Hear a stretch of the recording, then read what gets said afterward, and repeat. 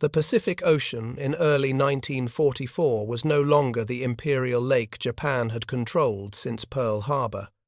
Beneath its swells, a new predator had learned to hunt with devastating efficiency.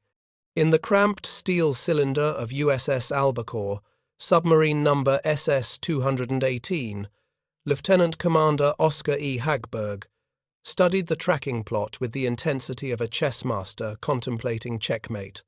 What he didn't know yet was that his boat was about to write a chapter in naval warfare so extraordinary that Japanese admirals would later refuse to believe it was the work of a single submarine.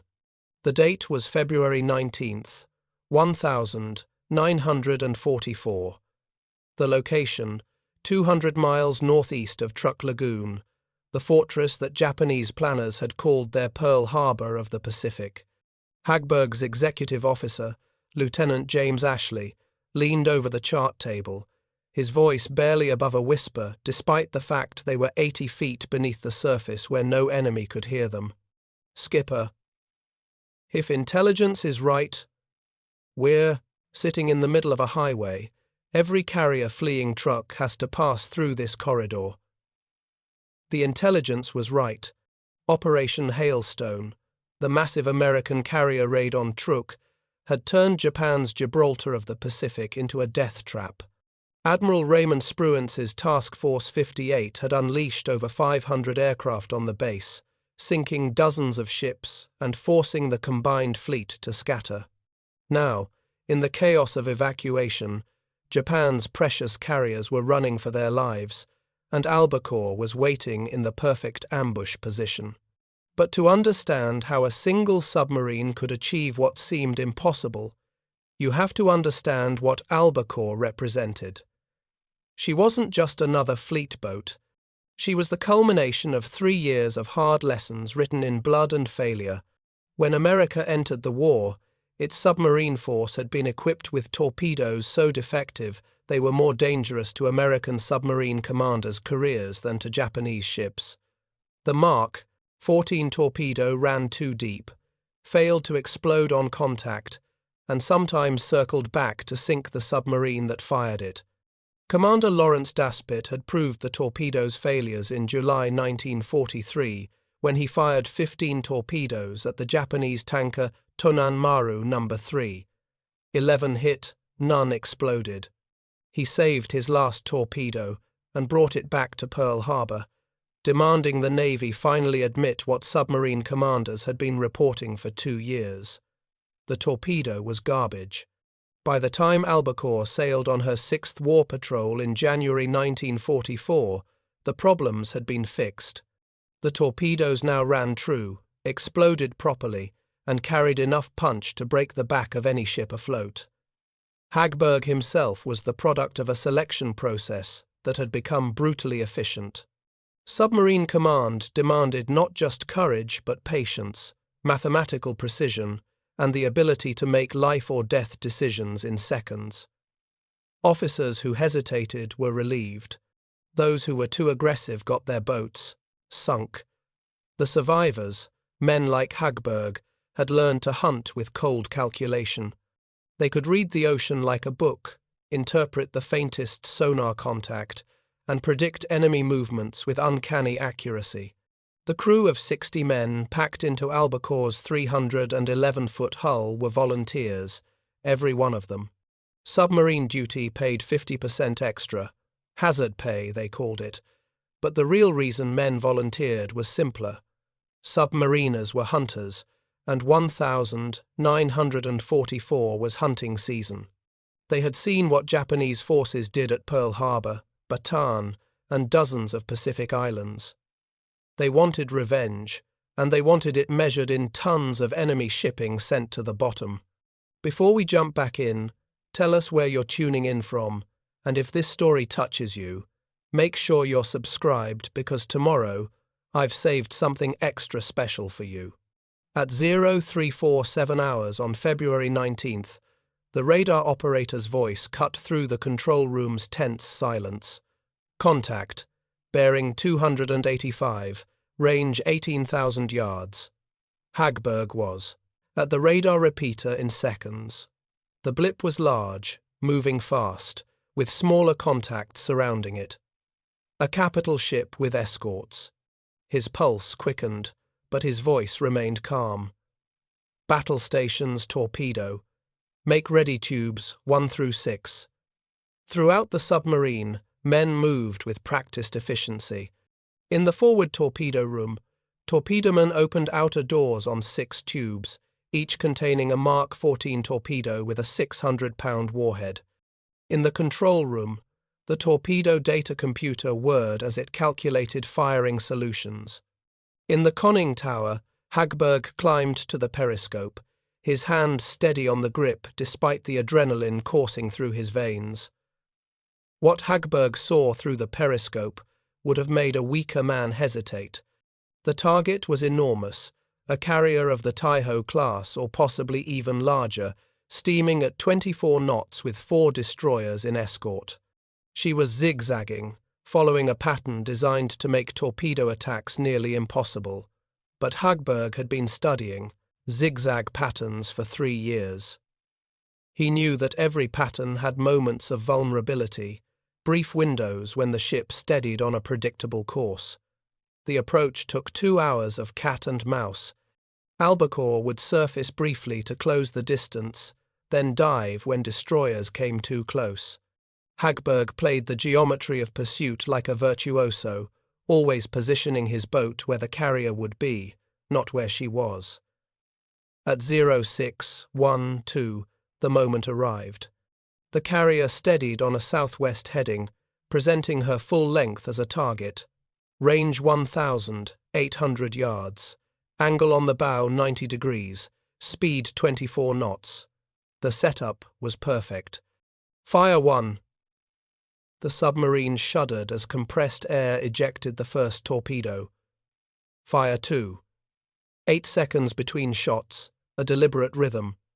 Fire 3. Fire 4. Fire 5. Fire 6. 6 torpedoes, each running at 46 knots, drawing lines of death through the water toward their target. Hagberg ordered deep and rigged for depth charge.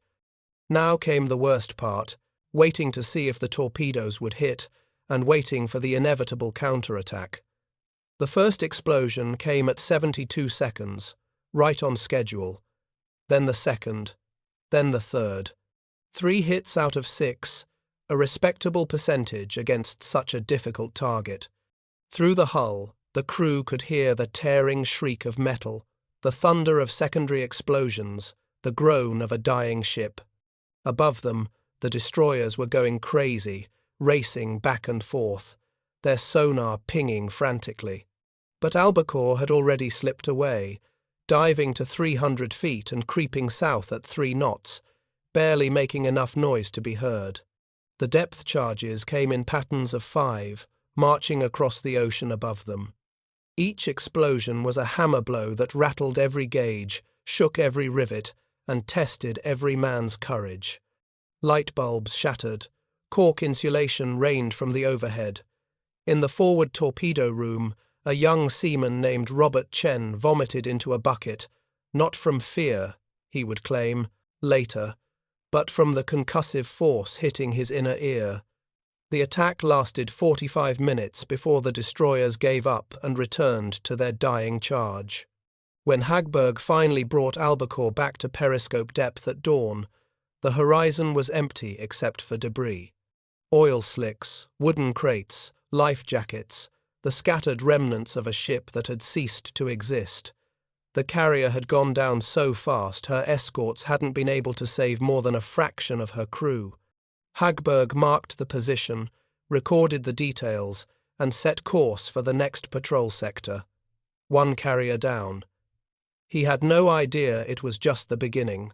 What Hagberg and his crew didn't know was that they had just sunk the light carrier Agano, 8,500 tons, and capable of carrying 30 aircraft.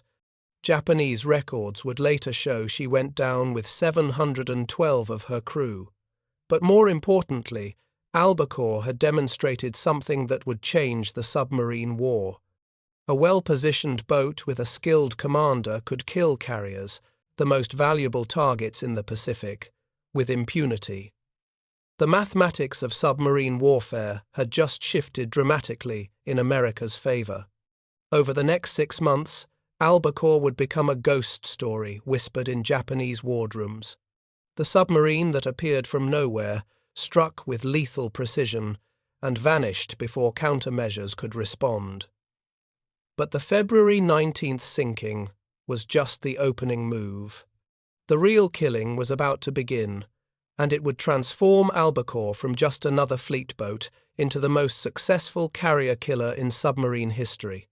In Tokyo, the naval staff received the report of Agano's loss with grim resignation. Another carrier gone, they noted in their logs. Another 30 aircraft that would never fly. Another 700 trained seamen who could not be replaced.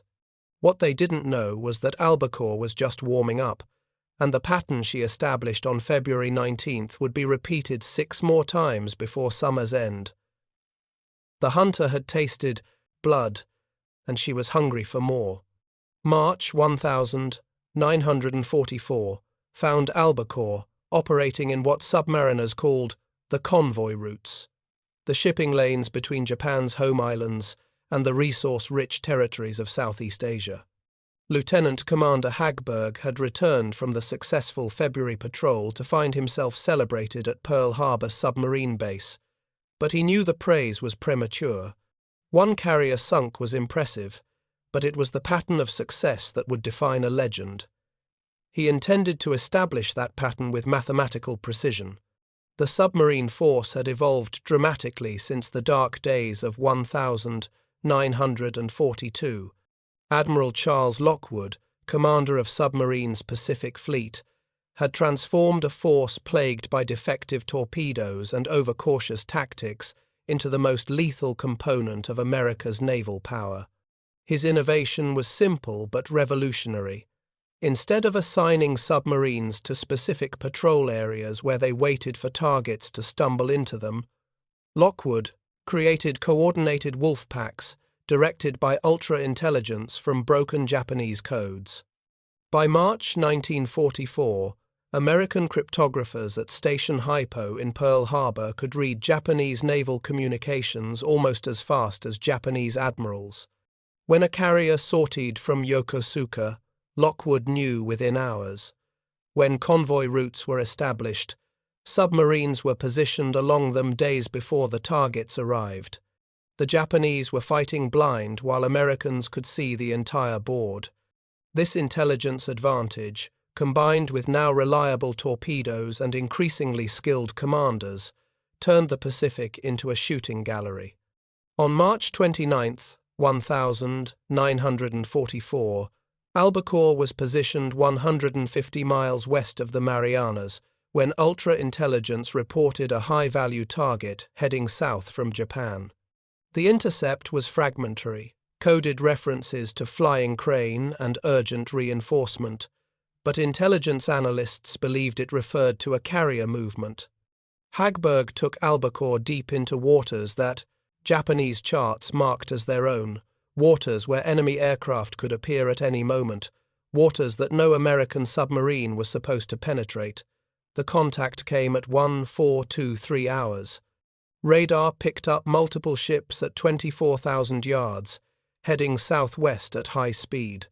Through the periscope, Hagberg counted 4 escorts, screening a carrier of the Hio class, roughly 24,000 tons with a capacity for 60 aircraft. She was steaming at 26 knots, faster than Albacore could match on the surface. A stern chase, submariners called it, the hardest kind of attack. The submarine would have to predict the carrier's course, sprint ahead on the surface, then dive and wait in ambush. For 6 hours, Albacore played a deadly game of prediction.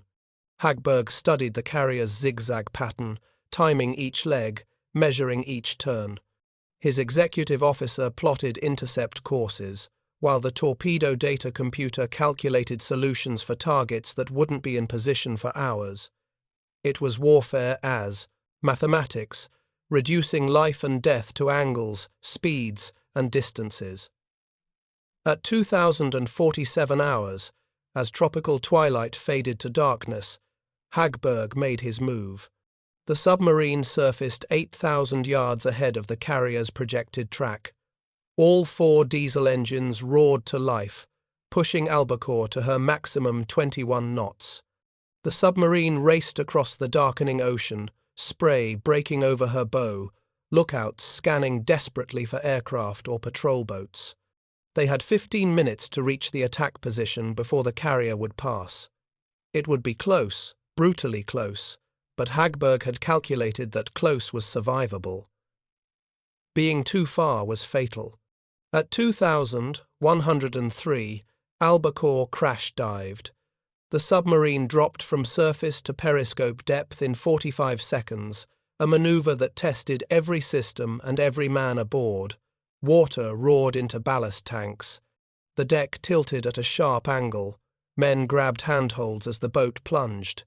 In the control room, the diving officer called out depths while his plainsman fought to level, the boat at 60 feet.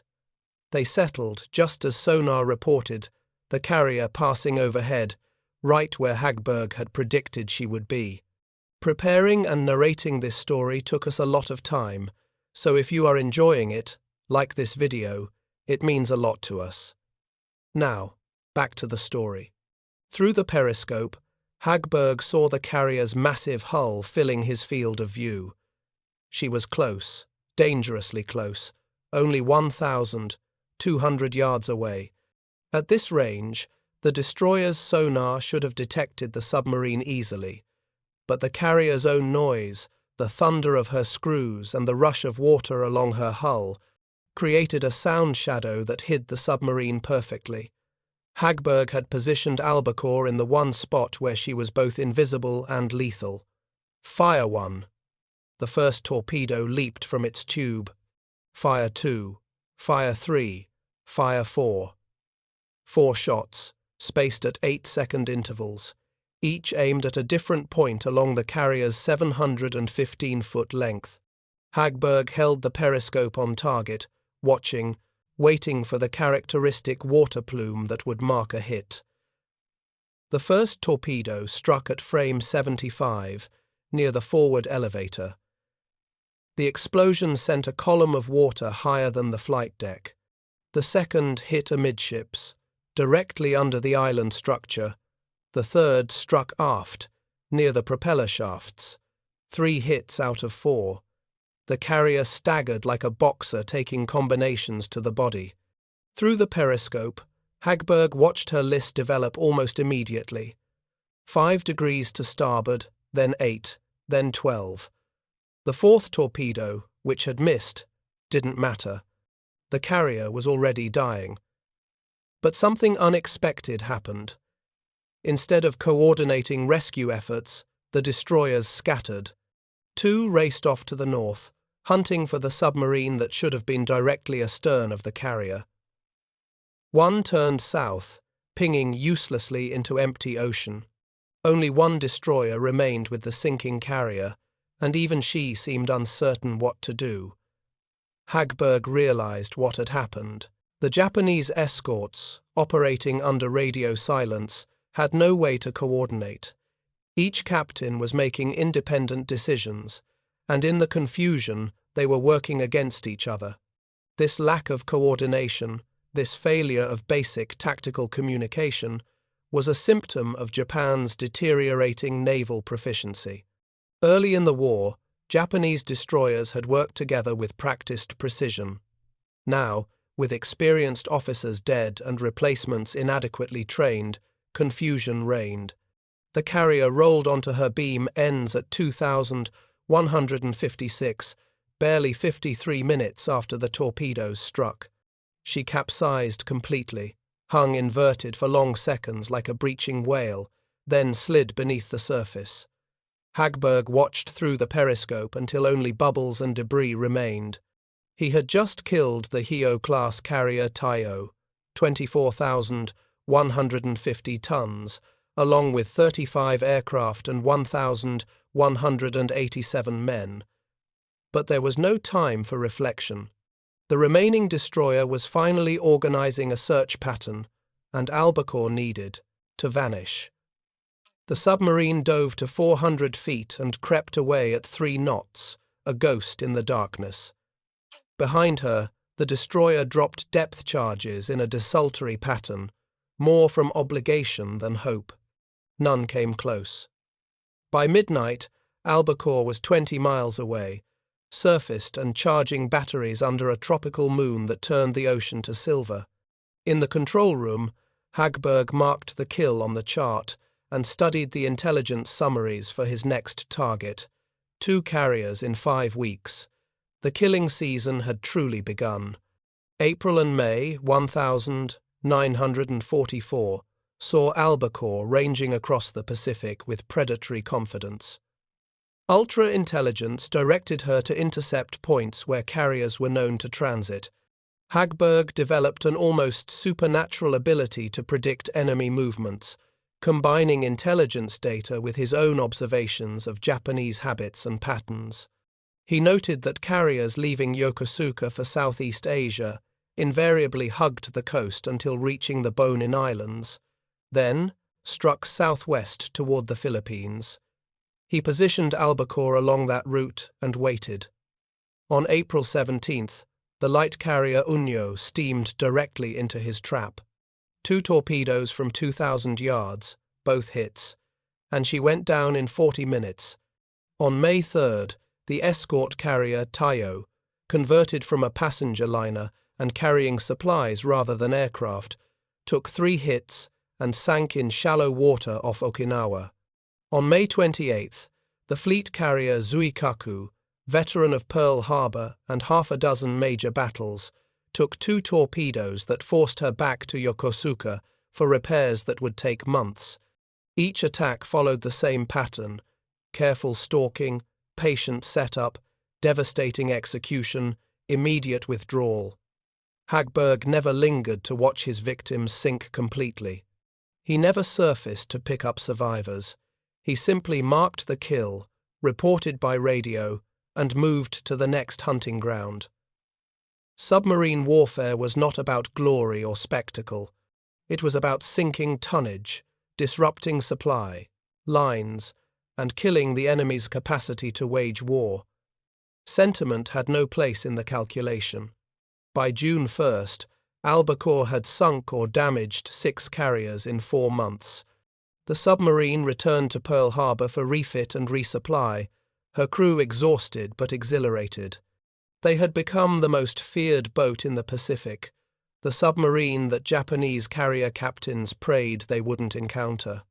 In Tokyo, naval intelligence was trying to determine if Albacore was actually multiple submarines using the same identification, because surely one boat couldn't be responsible for such carnage. They were wrong. It was one boat, one commander, and one crew that had simply mastered their craft. The summer of 1944 found the Imperial Japanese Navy in a state approaching desperation. The combined fleet, once the terror of the Pacific, had been reduced to a shadow force by submarine attacks, carrier raids, and the relentless attrition of island battles. Carriers, the capital ships that had won Japan, its early victories, were now more precious than gold and twice as rare. Every carrier lost represented not just steel and aircraft, but irreplaceable trained pilots and the rapidly evaporating hope of defending the empire's shrinking perimeter.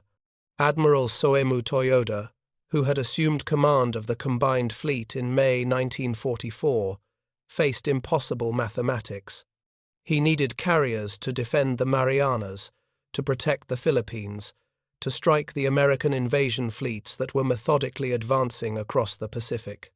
But he had fewer carriers with each passing month, while American submarines seemed to multiply like bacteria. Intelligence reports spoke of USS Albacore with something approaching supernatural dread, the boat that couldn't be found, couldn't be stopped, and wouldn't quit hunting.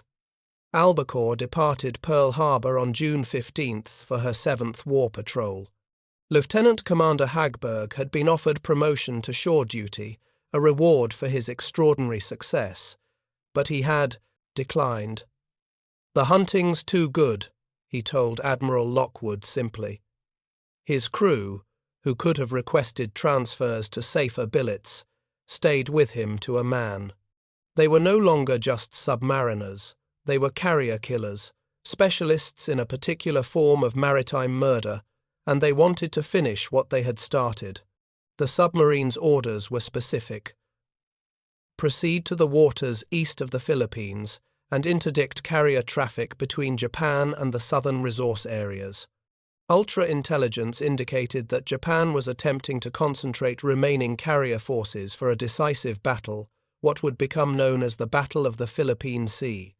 Every carrier moving south to join that concentration would have to pass through waters where Albacore would be waiting. Hagberg studied the charts with grim satisfaction. The enemy was coming to him.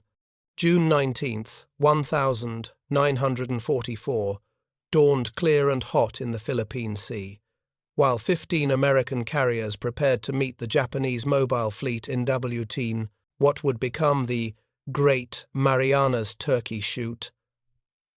Albacore was positioned 100 miles to the south, guarding the approaches from Japan.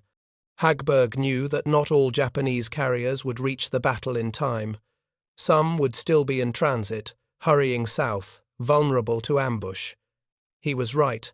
At 0815, radar contact.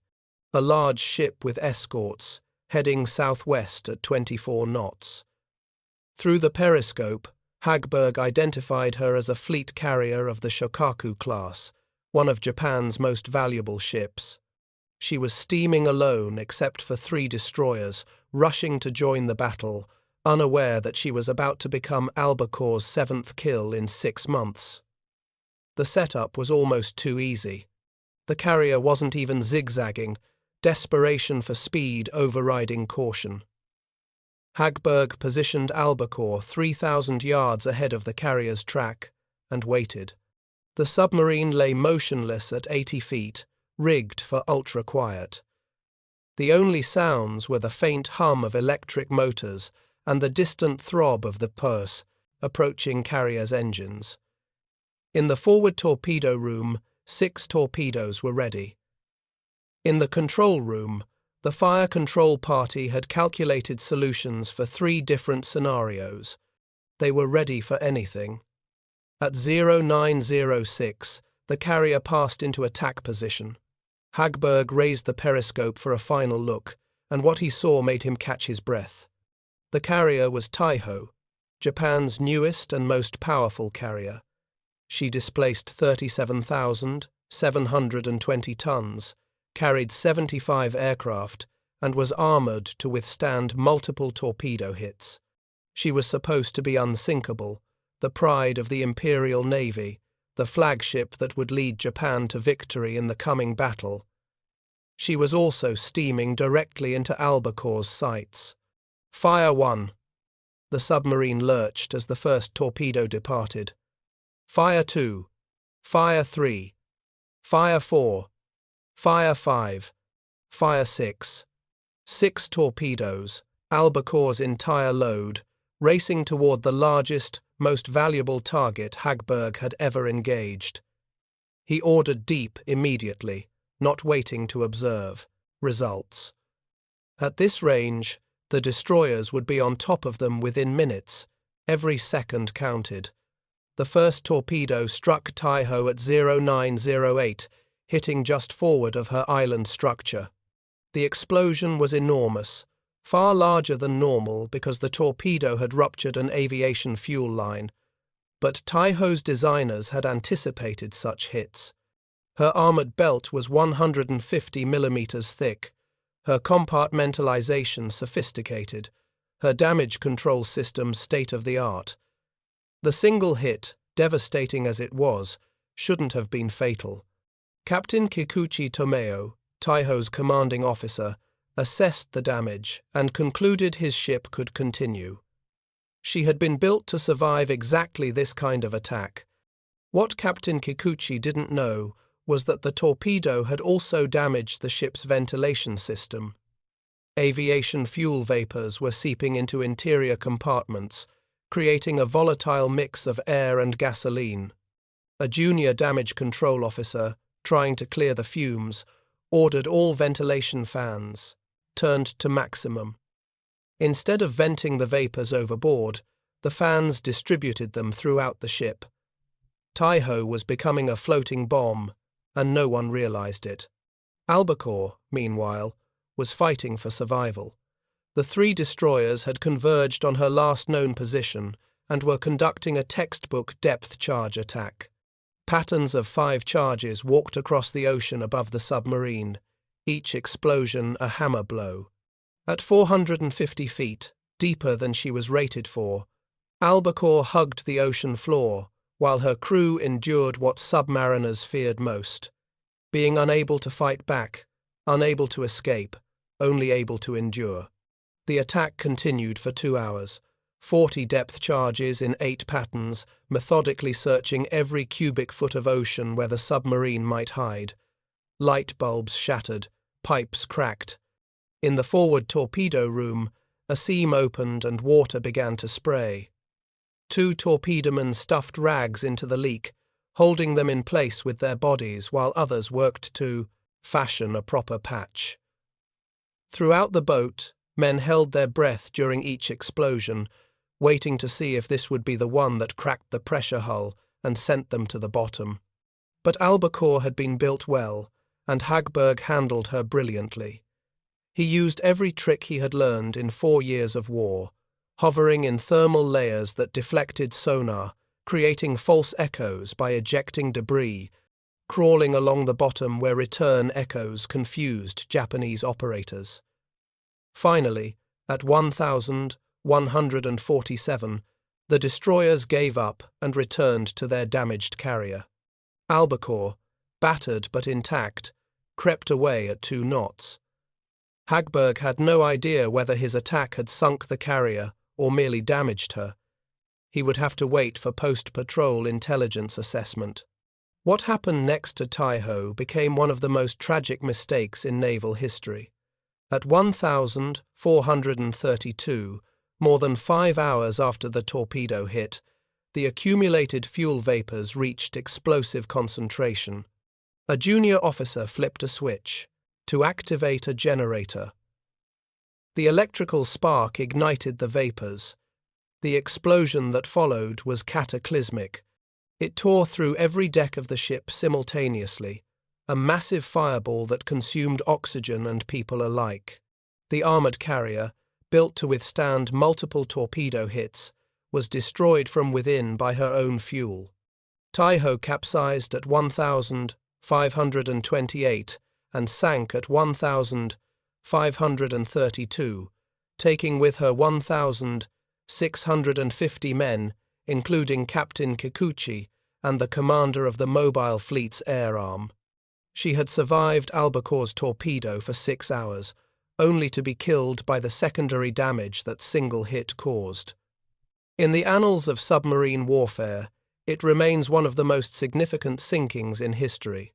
A single torpedo from a single submarine had eliminated Japan's most powerful carrier and changed the outcome of the Battle of the Philippine Sea. Albacore returned to Pearl Harbor on July 8, 1944.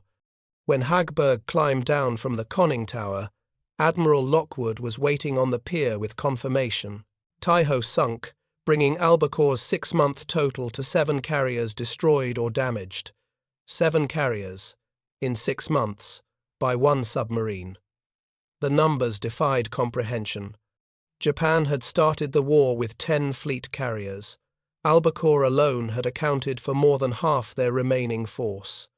The Japanese response to the loss of Taiho and her sisters was telling.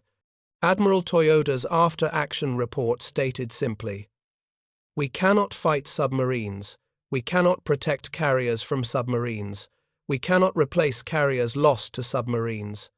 The American submarine force has achieved what their surface navy could not, the systematic destruction of our carrier force." It was an admission of defeat from an enemy who rarely admitted anything. The final accounting of Albacore's war patrol from January to July 1944 revealed a pattern of devastation unprecedented in submarine warfare. Light carrier Agano, sunk February 19th. Fleet carrier Taiho, sunk March 29th. Light carrier Unyo, sunk April 17th. Escort carrier Taiho, sunk May 3rd. Fleet carrier Zuikaku, damaged May 28th. Fleet carrier Shokaku, sunk June 11th in a separate action by USS Kavala. And finally, supercarrier Taiho, sunk June 19th. The statistical impact was staggering. Those 7 carriers represented 150,000 tons of shipping, capacity for 500 aircraft, and berthing for 10,000 personnel. Their loss crippled Japan's ability to project naval air power, forcing them to abandon the Philippine Sea battle and ultimately leading to the collapse of their defensive perimeter. One submarine, operating for 6 months, had achieved what entire fleets had struggled to accomplish. Hagberg's success spawned imitators throughout the submarine force. Other commanders studied his tactics, adopted his patience, learned his geometry of pursuit. By late 1944, American submarines were sinking Japanese carriers at a rate that exceeded Japan's ability to build new ones. The underwater blockade that submarines established strangled Japan's war effort more effectively than any surface battle could have. Lieutenant Commander Hagberg received the Navy Cross, the Medal of Honor being reserved for actions involving direct enemy fire, but among submariners he needed no medals. His name had become synonymous with carrier killing, his tactics studied in classrooms, his patrol reports read like scripture by commanders preparing for their own hunts. He had proven that submarines weren't just raiders harassing supply lines, they were strategic weapons capable of eliminating enemy capital ships. In Tokyo, the Naval General Staff could only watch helplessly as their carrier force evaporated. They assigned more destroyers to escort duty, but submarines still found gaps in the screens. They routed carriers through supposedly safe waters, but ultra-intelligence revealed every move. They tried everything except the one thing that might have worked: stopping carrier movements entirely. But without carriers, Japan couldn't defend its territories. It was a trap with no escape. The legacy of Albacore's 6-month killing spree extended far beyond World War II. Her success validated submarine warfare as a capital ship killer and influenced naval doctrine for decades. Modern attack submarines trace their tactical lineage directly to commanders like Hagberg, who proved that patience, precision, and intelligence could overcome size and armor. The carrier-killer submarine became a cornerstone of Cold War naval strategy and remains relevant today. For Japan, the lesson was bitter and permanent. The nation that had pioneered carrier warfare, that had struck Pearl Harbor with carriers, that had dominated the Pacific with carriers for 6 months, learned that carriers were as vulnerable as they were powerful. American submarines had systematically destroyed what Japanese admirals thought was indestructible. 7 carriers in 6 months, testimony to the revolution in submarine warfare that turned the Pacific into an ATD, American lake. When Albacore finally returned from her 7th patrol, her crew transferred off for well-earned rest. Hagberg accepted promotion to commander and took a training billet, teaching new submarine commanders the arts of carrier killing. The boat herself continued fighting until 1945, sinking additional tonnage but never matching the extraordinary success of those 6 months in 1944. Some weapons have their moment in history when everything aligns perfectly. For Albacore, that moment was the first half of 1944, when one submarine proved that even the mightiest ships were vulnerable to a patient hunter with accurate torpedoes and unshakable nerve. The final word belongs to Admiral Toyoda, who wrote in his memoir, "We thought carriers made us invincible, American submarines taught us that nothing is invincible. The war was lost not in great battles, but in the steady elimination of carriers by submarines we never saw until too late. History may record our defeat at Midway or Leyte Gulf, but the truth is simpler. We were hunted to extinction by submarines like Albacore, and we never found an answer. 7 carriers in 6 months. Japan was speechless because there was nothing left to say. Up next, you've got 2 more standout stories right on your screen. If this one hit the mark, you won't want to pass these up. Just click and check them out. And don't forget to subscribe and turn on the notification bell so you don't miss any upload from us.